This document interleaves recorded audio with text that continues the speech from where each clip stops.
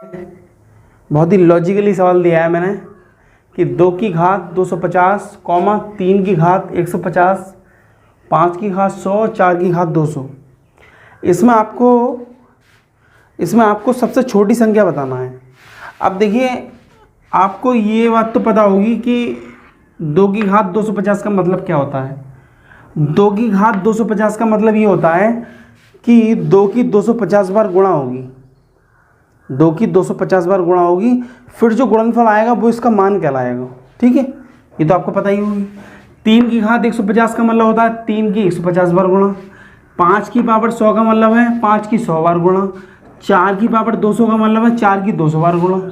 लेकिन ये जो गणना है, ये जो कैलकुलेशन है, ये बहुत ही हार्ड है, इसे हम नहीं कर सकते।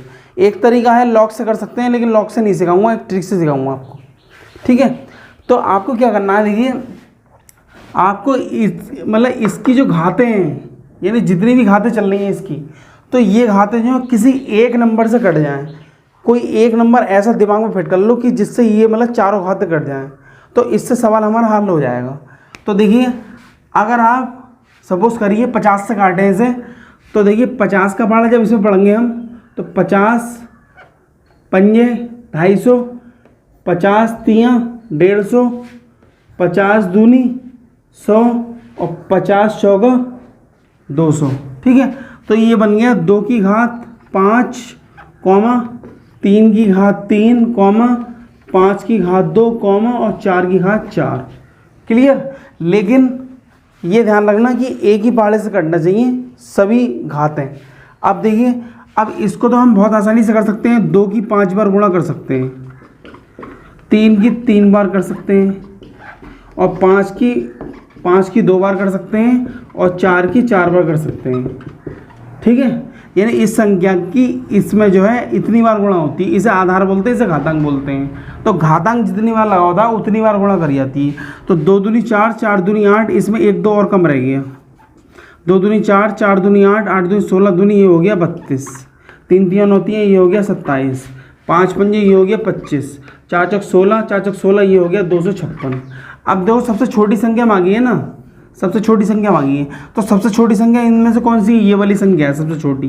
कितनी है? 25। तो 25 का जो लेवल है, 25 का लेवल ये था, फिर ये था, यानी इसका मतलब ये वाली संख्या इसका उत्तर होगा, यानी इसका जो आंसर होगा वो क्या होगा? 5 की पावर 100 होगा। और सबसे बड़ी संख्या ये वाली है, तो इसका मतलब ये वाली 4 की पावर 200 सबसे बड़ी संख्या होगी। ठीक है, यानी सबसे छोटी संख्या क्या होगी? 5 की घात 100। बताइए आपको समझ में आया? अगर समझ में आ गया हो तो एक लाइक कर दीजिए। हम बढ़ाते हैं, और ये जो सवाल है आपका, मैं आपको पढ़ के सुना देता हूँ सवाल, कि जो ए का मान है, ए कोई चर राशि है, कोई वेरिएबल है। ए का मान जो है वो √x+2 minus √x-2 upon √x+2 plus √x-2 के बराबर है। तो a² माइनस ax का मान बताना है। सोचिए, दिमाग लगाइए। बहुत अच्छा सवाल है और परीक्षा में आया हुआ सवाल है। जितने भी सवाल हैं सब एग्ज़ाम ओरिएंटेड हैं। इस बात का जो है आप मेरे ऊपर ट्रस्ट करिए, बिल्कुल एग्ज़ाम ओरिएंटेड है, बिल्कुल। देखिए आप, तो इस सवाल को कैसे करते हैं, बिल्कुल ट्रिक से। देखो, आप एक काम करिए, देखिए ये वाला जो मान है, ये वाला, ये x-2 है, इसे आप 0 के बराबर रख दो। किसके बराबर रख दो? 0 के बराबर, यानी माइनस वाले को। किसे? माइनस वाले को 0 के बराबर रख लो। तो जब 0 के बराबर रखेंगे तो x का मान कितना आ जाएगा? 2, क्योंकि 2 जब इधर आ गया तो मतलब काय का हो जाएगा? प्लस का हो जाएगा। अब x का मान हमें क्या प्राप्त हो गया? 2 हो गया। अब आप ये वाला जो मान है वो इसमें लगा दो। किस तरीके? देखिए, a = x की है पे ये वाला लगाना है मान जो हमने निकाला है, 2 + 2 माइनस √2 - 2 बटे √2 + 2 प्लस √2 - 2। ठीक है, यानी इस वाले मान को हमने 0 बराबर रखा, फिर जो मान आया x का वो हम इसमें दोबारा से लगा दिया। किसमें लगा दिया? दोबारा से लगा दिया। ठीक है, अब इससे क्या मिलेगा आपको? देखो, ये वाला तो 0 हो जाएगा, ये 2 में से 2 गया 0, 0 पर मूल 0 ही होता है, ये भी 0 हो गया। यहाँ पे अंडर रूट में आ गया 4, यहाँ 0, यहाँ अंडर रूट में 4, यहाँ 0। अब a इक्वल आ गया, 4 का वर्गमूल 2 होता है और ये 0 खत्म, ये भी 2 होता है, यानी 1 आ गया। a का मान कितना प्राप्त हो गया, 1 प्राप्त हो गया। अब आप आ जाओ इस वाले सवाल पे जो इसने फाइंड करवाया है, जो ये पूछ रहे हैं। कैसे, इसने क्या पूछ रहा है, a square minus A x पूछ रहे हैं। अब a का मान क्या आया है, 1 का स्क्वायर माइनस a गुणा x का मान हमने माना था 2, यानी 1, 1 का स्क्वायर 1 ही तो होगा, माइनस 2, यानी आंसर आ गया माइनस का 1। आया समझ में? देखिए कितना आसान तरीके से करा दिया मैंने। अगर आप हर के परमीकरण से करेंगे तो बहुत लंबा सवाल हो जाएगा, इसलिए ट्रिक से करिए, समय सीमित है हमारे पास।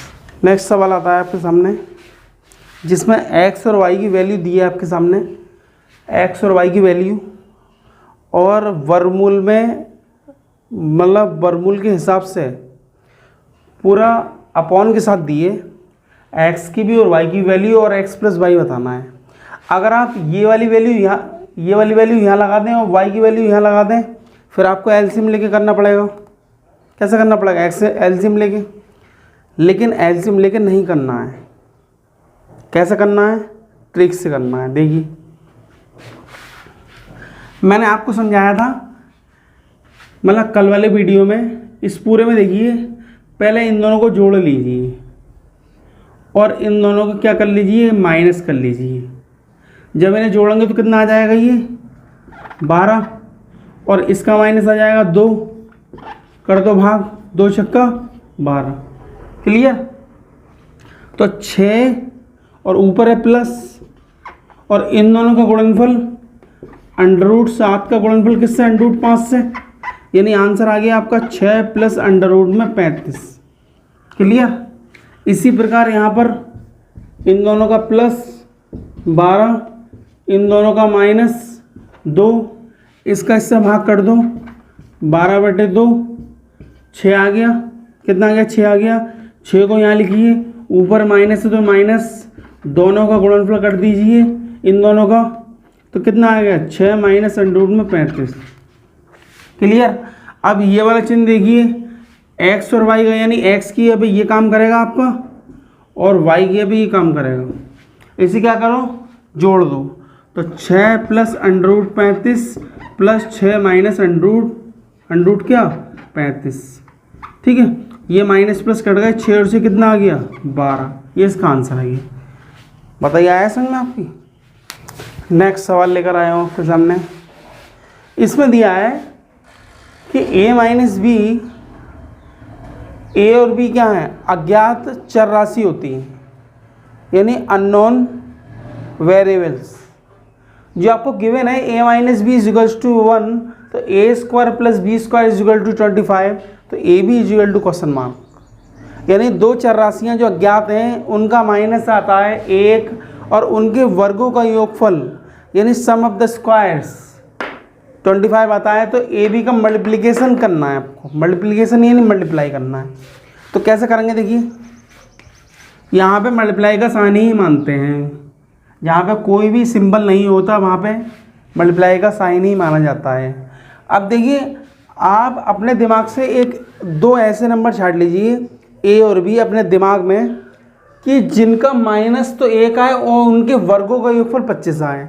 जैसे मैं सोच ले रहा हूँ,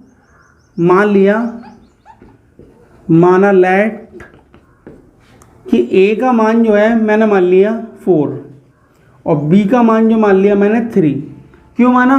क्योंकि इन दोनों का जो माइनस होगा 4 और 3 का जो माइनस होगा वो 1 आएगा, और 4 और इन दोनों का जो स्क्वायर होंगे 4 का स्क्वायर और 3 का स्क्वायर, इनका सम जो है 16 प्लस 9 यानी कितना आ जाएगा 25। इसलिए मैंने इस हिसाब से माना है कि ए का मान 4 और बी का मान 3 हो, कि ये दोनों रूल इसमें फॉलो करें। अब बहुत आसान हो गया सवाल। देखिए ए इंटू बी पूछा है, ए की वैल्यू 4 मानी है, इसकी वैल्यू 3 मानी है, कितना आंसर आ गया 12। इसे आप ऑरल देख कर सकते हैं, केवल देखना है और उत्तर देना है। नेक्स्ट सवाल आता है आपके सामने कि किसी वस्तु का क्रय मूल्य यानी सीपी क्या होता है, यानी क्रय मूल्य क्या होता है कि जिस मूल्य पर हम वस्तु को खरीदते हैं, और विक्रय मूल्य वो होता है जिस मूल्य पर हम वस्तु को बेचते हैं, ठीक है। तो क्रय मूल्य और विक्रय मूल्य का अनुपात दे रहे हैं 8:9, तो उसका लाभ प्रतिशत ज्ञात कीजिए। लाभ परसेंट क्या होगा? लाभ तो जानते होगे आप कि लाभ वो होता है यानी कम में खरीद कर अगर हम ज़्यादा में बेचते हैं, जहाँ पे सीपी कम और एसपी ज़्यादा होता है। और हानि कब होती है? जब सीपी ज़्यादा है और एसपी कम होता है, यानी जो है ज़्यादा में खरीद कर कम में बेच देते हैं। तो यहाँ पे क्या सिस्टम है देखिए, आप इसको ध्यान दीजिए, 8:9 दिया है, यानी 8 रुपये की चीज़ जो है वो 9 रुपये में बिक रही है, ठीक है। यानी इतने रुपए में खरीद कर और इतने रुपए में बेचा जाता है उसमें, ठीक। अब आपको समझ में आ रही होगी एक बात कि 8 रुपये की चीज़ जब 9 रुपये में बेच रहा है तो आपको 1 रुपये का लाभ हो रहा है। कितने रुपए का लाभ? प्रतिशत का फार्मूला लगेगा लाभ बटा क्रय मूल्य गुणा 100, ये आपका फार्मूला है, यही हानि में लगता है। तो लाभ हो गया 1 रुपये का। अब क्रय मूल्य क्या है इसका? 8 रुपया और गुणा 100। अब आप इसे काट दो, 2 चौक 8, 2 5 10, 0 80, 2 दूनी 4, 25, भाग कर दो 2 से 25 में, 12.5, यानी 12.5% का आपको क्या हो गया? लाभ हो गया। आया समझ में आपकी?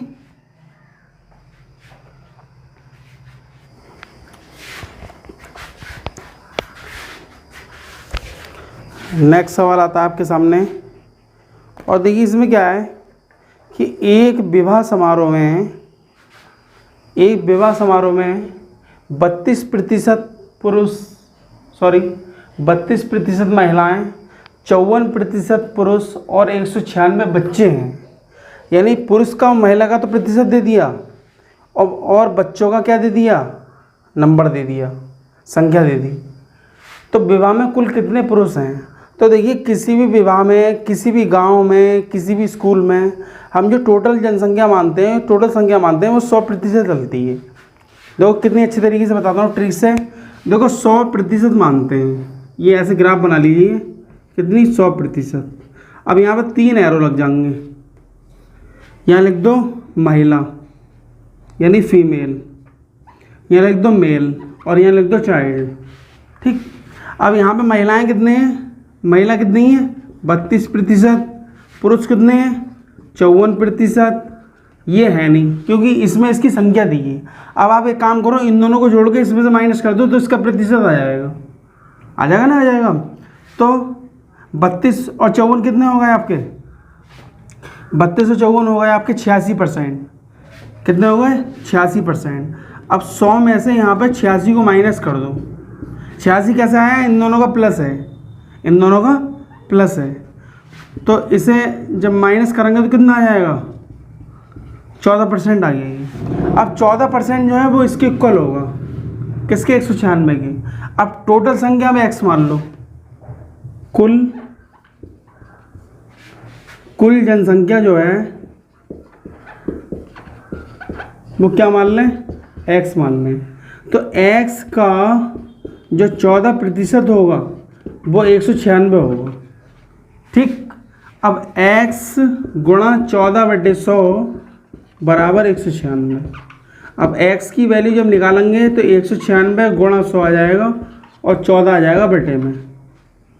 आया समझ में? 14 से इसे काट देंगे, 14 कम 14, 14 चौका 56, यानी x की वैल्यू आ गई 1400, यानी टोटल जनसंख्या आ गई। अब हमें बताना है पुरुष कितने हैं, तो आप जो है 1400 का जो है पुरुष यानी 54% निकाल दो। 54/100, 2 जीरो से 2 जीरो, 14 चौका 56, 14 पंजे 70, 70 5 75, यानी आंसर आ गया 756। पुरुष कितने थे? 756। इसी प्रकार महिलाएं भी निकाल सकते हैं और पुरुष भी निकाल सकते हैं। आया समझ में आपकी?